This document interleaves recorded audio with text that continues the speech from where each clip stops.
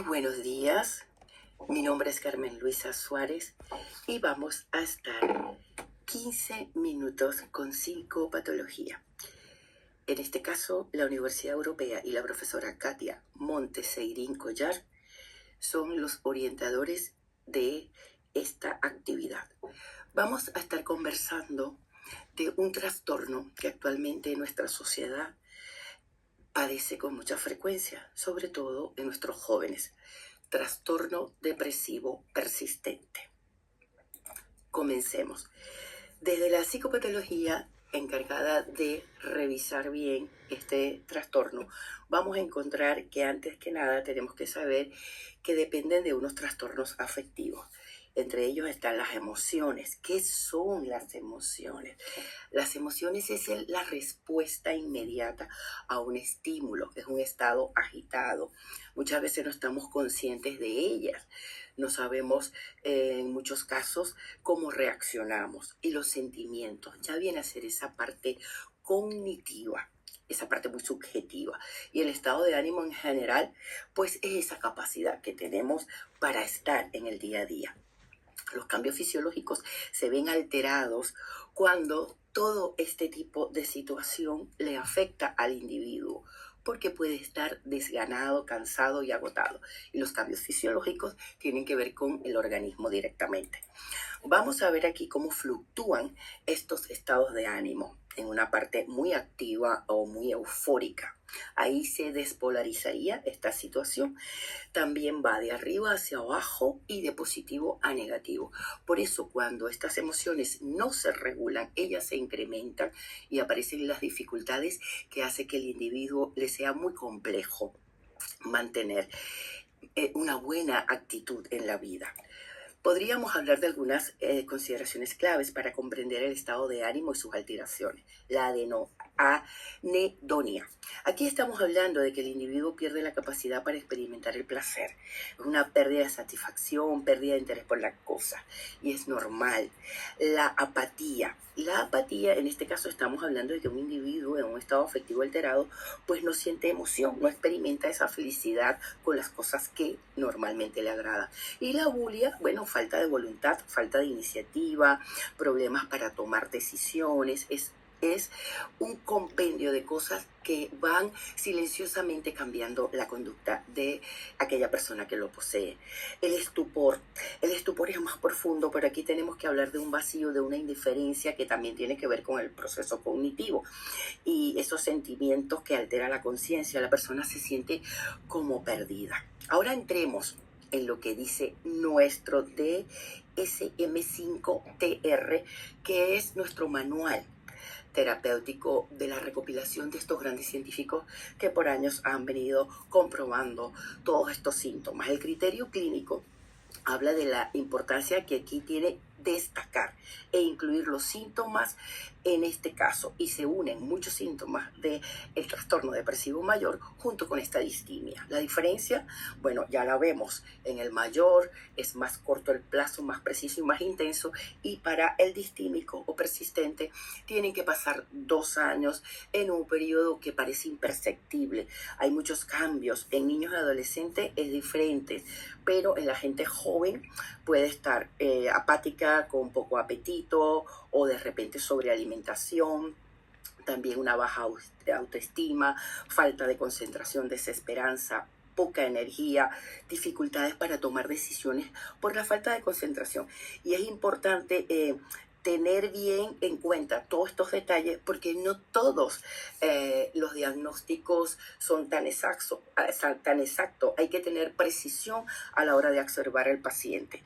Entonces aquí dice, no se pueden atribuir efectos fisiológicos o sustancias como la droga. En este caso es un trastorno absolutamente, vamos a decir así, psicológico solo, ¿de acuerdo? Ahora pasemos a lo que tiene que ver con el diagnóstico diferencial. ¿Por qué es así y no es otro diagnóstico? Pues claramente si lo comparamos con el trastorno depresivo mayor, a simple vista aparece el trastorno depresivo mayor, porque existen síntomas similares en los episodios. Y esta comorbilidad puede confundir porque se parece, pero a través de la observación y ciertas características podríamos ayudar a especificar con más detalle. Mientras que el mayor se cumplen 5 síntomas en 2 semanas, pues en el trastorno depresivo persistente ocurre 2 y en un episodio de 2 años se va alargando.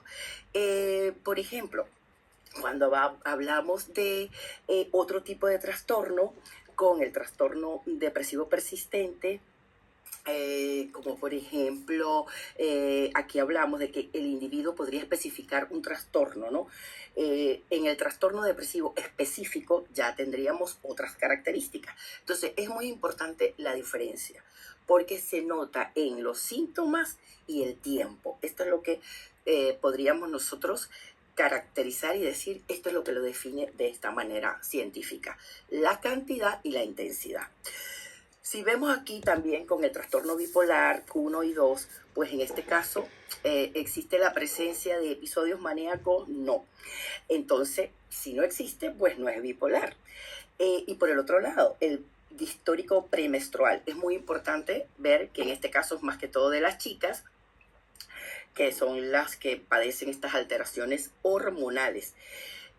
Por ejemplo, en el distórico premenstrual es necesario resaltar que en este trastorno la mujer presenta posibles fluctuaciones hormonales en su ciclo menstrual. Y eso lo sabemos que humanamente es así. Luego, si vemos por acá, vamos a empezar a ver las comorbilidades con otros trastornos y alteraciones. ¿Y esto qué quiere decir? Quiere decir que en este trastorno depresivo persistente lo pueden estar acompañando ciertos factores que se reúnen con otras patologías. Entonces se acomoda y hay que estar muy atento en lo que siente el paciente, cómo lo va viviendo y sobre todo su parte cognitiva, psicológica, conductual y fisiológica. Tanto en la psicología como en la medicina, cuando se presenta una persona con 2 o más enfermedades o trastornos, entonces hablamos de comorbilidad. El trastorno depresivo persistente no escapa a esta posible de que coexistan 2 o más trastornos con su sintomatología. Cabe de señalar que esto puede complicar la recogida de información en el proceso psicológico. Y esto es así, porque aquí estaríamos hablando de que el trastorno depresivo persistente, pues también lo puede acompañar TOC, ansiedad, una serie de otros comportamientos que están allí alterando la situación. Entonces, pasemos a la descripción del caso como tal. El individuo con este trastorno vive en absoluta melancolía persistente. Debemos estar atentos, claro, porque esto altera el rendimiento. El individuo que transita por un cuadro depresivo no es lo suficientemente potente para anularlo del todo, pero sin embargo sabemos que es un individuo que le ha cambiado su vida, ha alterado su situación personal, familiar, laboral, porque en este proceso de depresivo, que parece que no, él va bajando su rendimiento y hay que atender esto. ¿Por qué hay que atenderlo rápidamente? Porque en este caso, si no lo hacemos, puede caer a estado depresivo mayor. Y aquí sí que tendríamos una situación distinta, mucho más profunda a la que tenemos que abordar. Tenemos en la descripción y la introducción, debemos, lo que había dicho, que tenemos que estar atentos para que no pase a mayores, que le ocurre en gente mayor. Esto genera dificultades porque no vamos a ver el cambio drástico. Es difícil la observación, pero algo clave es que demora a la persona en tomar decisiones, tiene poca claridad mental, su pensamiento, el proceso cognitivo puede estar alterado, el cambio en sus emociones, aquellas cosas que antes le alegraban, pues ahora no. Y está siempre como apático, falta de energía, es como si tuviera un poco la batería, hablando así en términos más normales, baja. Es muy persistente, se va quedando en el tiempo y tenemos que ayudarlo. La persona tiene que buscar ayuda profesional porque se puede salir de esta situación si se busca ayuda antes de que se profundice la situación. Porque quedarse allí pegado a la persona con tantos pensamientos negativos, pues lo termina de hundir y es lo que no queremos. Queremos que la persona salga a la vida social, reincorporación total. Vemos la prevalencia. La prevalencia es algo que preocupa en el Estado público, en la salud, en los gobiernos. España también ha tomado cartas en el asunto desde hace años, pero algo que llama la atención es que este trastorno parece que tiene algo de diferencia con el sexo, ¿no? Porque vemos que es un problema de salud pública, que por supuesto la parte económica es muy importante, pero que sobre todo agarra a los jóvenes y tiene dos comportamientos distintos. En la mujer es más alto los índices, pero luego cuando manejamos las estadísticas, el suicidio viene más en los caballeros.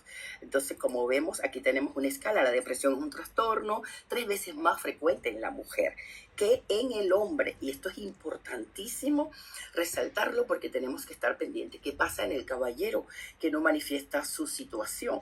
Entonces, es muy bueno estos artículos de ciencia porque el comportamiento humano determina luego una acción que cambia su vida. Factores de riesgo, hay muchísimos. El factor de riesgo psicológico, factor de riesgo genético, ambientales, los factores bioquímicos. En lo psicológico, bueno, la personalidad con baja autoestima, el perfeccionismo, todo este tipo de neurosis o nerviosismo que van creciendo en la persona, los factores que ya trae predispuesto por la familia, los factores ambientales, las cosas que le ocurren, los traumas, las experiencias que vive de manera negativa, cómo se las toma y cómo van sumando en este caso. Es muy importante, es demasiados factores que hay que tomar en cuenta. La etiología, cómo subyace esta patología.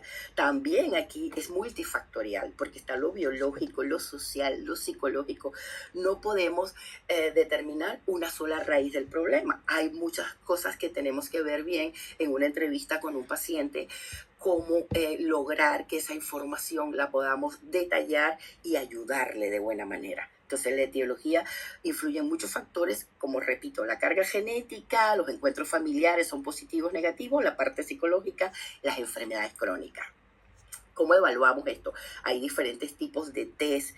Los psicólogos a nivel profesional tienen muchas herramientas estandarizadas que se han comprobado con el tiempo, que son maravillosas. Hay unas que son más profundas, otras que son más cortas, como por ejemplo los que tienen 21 ítems. Son 21 preguntas que van dirigidas justo a ese tipo de criterios, como por ejemplo este cuestionario de salud y la escala de depresión, de ansiedad, de estrés. El DAS de 21, que evalúa 3 dimensiones: depresión, ansiedad y estrés, con un total de 21 preguntas.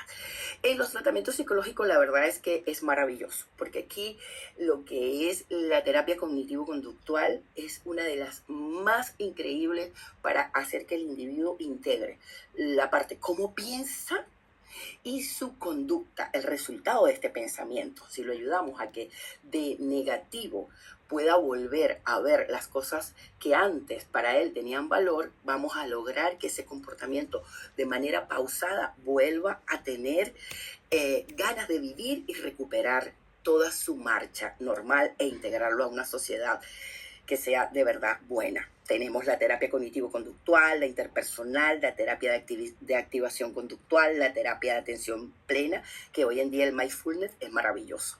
Los tratamientos psicológicos son muchísimos, hay combinadas, hay las psicodinámicas. Aquí voy a leer esto.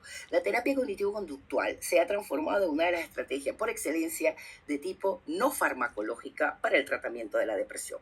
Es muy importante resaltar esto porque aquí vemos que, que la medicina hace falta, pero buscamos que el psicoterapeuta logre rescatar esto antes de que los neurotransmisores puedan sufrir algún daño más profundo. Y aquí tenemos un caso clínico de una chica que llega a consulta con 21 años y podemos ver en la primera entrevista, en la historia clínica, que ella ha cumplido con todos los requisitos y los criterios para que presente un trastorno depresivo persistente.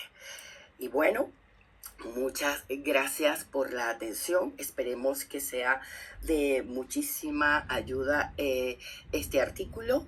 Y fue conversando un rato en psicopatología con Carmen Luisa Suárez para la Universidad Europea. Muchas gracias.